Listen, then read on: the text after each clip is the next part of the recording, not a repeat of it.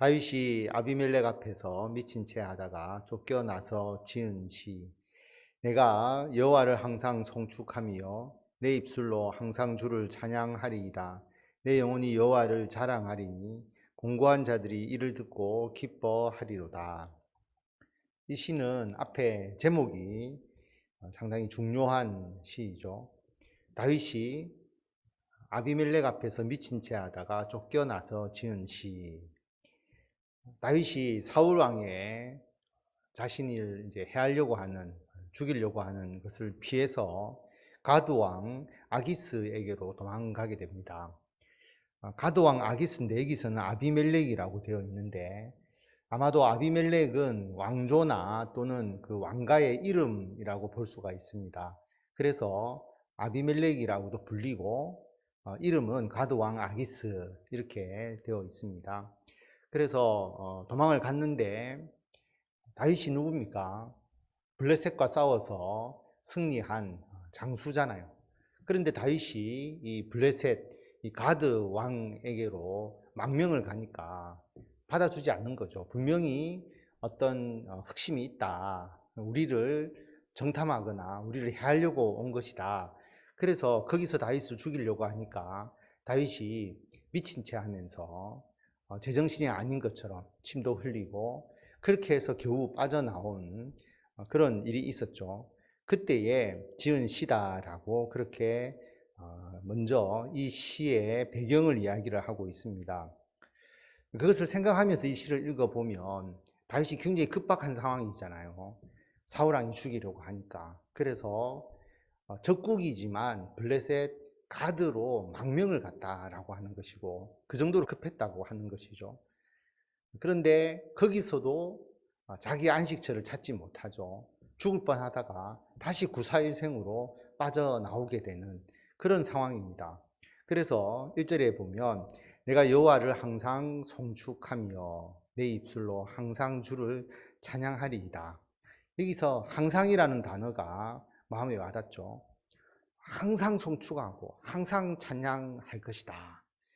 참 우여곡절을 겪으면서 굉장히 힘든 상황을 거치고 있는데 다윗은 그 가운데서도 나는 항상 하나님을 찬양한다 라고 그렇게 고백하고 있습니다. 뿐만 아니라 내가 여호와를 자랑한다 라고 하는데 하나님을 주로 고백하는 것을 시인하는 거죠.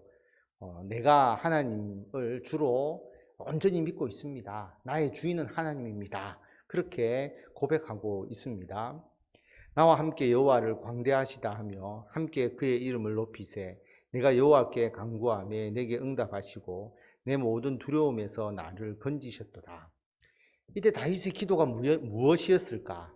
그리고 내 모든 두려움에서 나를 건지셨다. 어떤 두려움에서 하나님께서 건져주셨을까를 생각을 해보면 다윗이 가드에서 쫓겨나면서 이런 생각을 하지 않았을까 생각해 봅니다. 자신은 사울왕을 피해서 블레셋 가드가 자신의 안식처가 될 거라고 생각을 했는데 하나님이 그런 어리석음을 또 깨뜨린 것이죠. 그곳에서도 너의 안식처를 찾을 수 없다. 그래서 다시 이스라엘 땅으로 돌아와서 그가 하나님을 의지하면서 어떤 나라가 나를 지켜줄 수 없구나. 하나님이 나를 지켜주셔야만이 내가 살아남을 수 있구나. 그렇게 생각하면서 더욱더 하나님을 의지하게 되었음을 우리가 알 수가 있습니다. 그 모든 두려움에서 건지시면서 다윗은 하나님을 의지하면서 사울을 피하고 또 사울과 맞서 나가면서 자신의 하나님의 일을 준비하게 되는 그런 역사가 일어나게 되는 것이죠. 그들이 주를 앙망하고 광채를 내었으니 그들의 얼굴은 부끄럽지 아니하리로다. 이 공고한 자가 부르짖음에 여호와께서 들으시고 그 모든 환난에서 구원하셨도다. 여기서 그들이 누굴까? 갑자기 복수의 사람들이 나오잖아요. 그들이 또 그들의 얼굴 또 공고한 자가 부르짖었는데 하나님께서 들으셨다. 이 사람들은 나중에 다윗이 이스라엘로 돌아와서 그가 환난당하고 빚지고 마음 원통한 자들과 함께 모여서 큰 세력을 형성하게 되잖아요. 아둘람 굴에 모이게 되고 그래서 이 사람들이 나중에 다윗이 왕이 되었을 때 다윗의 든든한 지지자, 자신들이 일종의 작은 정부를 구성한 거나 마찬가지였죠. 사울로부터 어려움을 당한 자들이 다윗의 이름을 듣고 한 사람씩 두 사람씩 모여서 많은 수를 이루게 되는 것을 우리가 볼 수 있지 않습니까? 그들이 하나님을 그 공고함에 의해서 하나님을 찾고 하나님을 부르짖고 했을 때에 하나님께서 그 모든 환난에서 구원해 주셨다라고 하는 것입니다. 여호와의 천사가 주를 경외하는 자를 둘러 진치고 그들을 건지시는도다.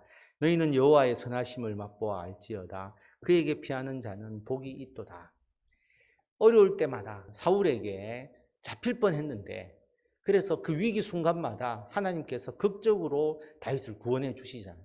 그래서 사울이 아무리 다윗을 죽이려고 했지만 다윗을 어떻게 할 수가 없었습니다. 왜냐하면 이것을 여호와의 천사가 자신을 둘러 진치고 있기 때문이다 라고 말하고 하나님께 피하는 자는 복이 있다라고 그렇게 고백합니다. 너희 성도들아 여호와를 경외하라. 그를 경외하는 자에게는 부족함이 없도다. 젊은 사자는 궁핍하여 줄일지라도 여호와를 찾는 자는 모든 좋은 것에 부족함이 없으리로다. 가드 왕을 의지했지만 그것도 실패하고 결국 하나님을 의지하고 하나님을 경외하고 하나님을 찾으니까 모든 문제가 오히려 더 잘 해결되더라라고 그렇게 말씀하고 있는 것이죠. 너희 자녀들아 와서 내 말을 들으라. 내가 여호와를 경외하는 법을 너희에게 가르치리로다. 생명을 사모하고 연수를 사랑하여 복받기를 원하는 사람이 누구뇨? 내 혀를 악에서 금하며 내 입술을 거짓말에서 금할지어다. 악을 버리고 선을 행하며 화평을 찾아 따를지어다. 여호와의 눈은 의인을 향하시고 그의 귀는 그들의 부르짖음에 기울이시는도다. 누가 하나님의 복을 받을 수 있겠느냐? 누가 생명을 유지할 수 있겠느냐?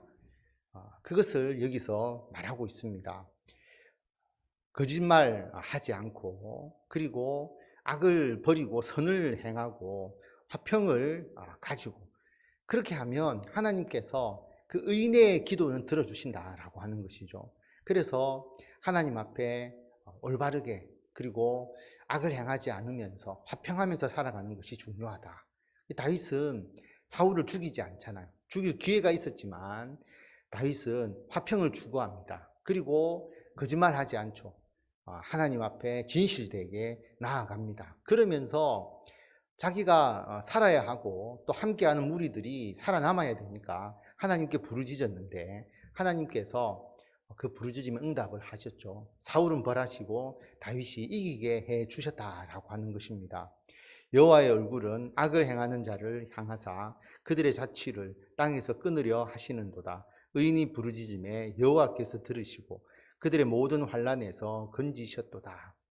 사울과 다윗의 그런 갈등과 그리고 거기서 다윗이 승리할 수 있었던 것은 우리가 잘 알지만 사울의 행동이 잘못되었다라고 하는 것이죠.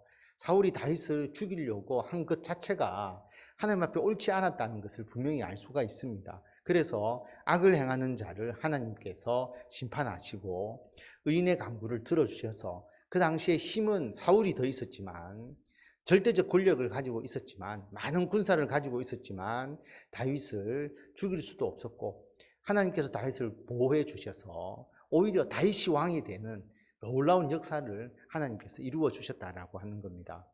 여호와는 마음이 상한 자를 가까이 하시고 충심으로 통회하는 자를 구원하시는도다. 의인은 고난이 많으나 여호와께서 그의 모든 고난에서 건지시는도다. 마음이 상하고 통회하는 자 힘이 없잖아요. 자신은 옳은데 악의 세로부터 고통을 당하고 있지 않습니까? 그러니까 마음도 상하고 애통해하고 하나님께 간구할 수밖에 없는데 하나님께서 그 의인이 당하는 고난을 미리 아시고 하나님께서 건져주신다라는 것을 분명하게 말합니다. 그의 모든 뼈를 보호하시며 그 중에서 하나도 꺾이지 아니하도다. 악인을 죽일 것이라 의인을 미워하는 자는 벌을 받으리로다. 모든 뼈를 의인의 뼈를 보호하셔서 그 중에 하나도 꺾이지 않는다. 예수 그리스도께서 유월절 어린 양이 되시고 그 유월절 어린 양은 뼈를 상하지 않기 때문에 예수님은 원래 십자가에 못 박힌 사람들은 다리를 부러뜨려서 죽었는지를 확인하는데 예수님은 이미 죽은 것이 확실시 되었기 때문에 그 다리를 부러뜨리지 않잖아요. 그래서 그 의인은 그의 모든 뼈를 보호하셔서 그 중에 하나도 꺾이지 아니한다. 그래서 우리들의 삶 하나님께서 보호해 주신다. 악인은 악에 의해서 스스로 죽게 되고 의인을 미워하는 자는 벌을 받게 된다. 그래서 우리가 하나님 앞에서 하나님의 뜻에 따라 진실되게 통회하면서 마음이 상하면서 하나님께 나아가 부르짖으면 하나님께서 이기게 해주시고 여호와께서 그의 종들의 영혼을 속량하시나니 그에게 피하는 자는 다 벌을 받지 아니하리로다. 의인이 죽음을 당하기도 하잖아요. 순교하기도 합니다. 그러나 하나님은 그 의인의 자신의 종들의 영혼을 하나님께서 분명히 속량해 주시고 하나님의 나라로 영원한 안식을 분명히 주시는 것이죠.